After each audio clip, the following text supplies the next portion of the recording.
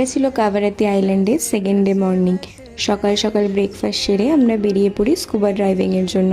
আমরা তো ভীষণ এক্সাইটেড ছিলাম। কিছু ফর্ম ফিল আপ, কিছু সাইন ল্যাঙ্গুয়েজের পর আমাদেরকে নিয়ে যাওয়া হয় 18 মিটার ডেপসিতে, এবং যেখানে গিয়ে আমরা এই মেমোরিজটা ক্রিয়েট করি। এত মাছ, এত লাইভ কোরালস চোখের সামনে দেখার পর মনে হচ্ছিল সময়টা যেন এখানেই আটকে গেছে।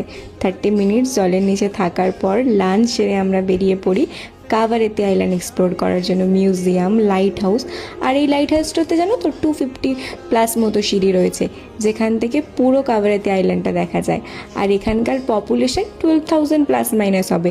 আর এখানকার পপুলেশনের থেকে এখানে নারকেল গাছ বেশি। তারপর আমরা চলে যাই শিপর্যাক দেখার জন্য। আর এই শিপর্যাকটা নাকি 1000 ইয়ার্স আগে এই শিপটা এখানে কোরাল রিফের সাথে ধাক্কা খেয়ে এখানেই থেকে যায়। আর আমরা আজকে যা যা এক্সপ্লোর করেছি আমরা পুরো ডিটেলস ডেসক্রিপশনে দিয়ে দেবো, আর ফলো করে নিও।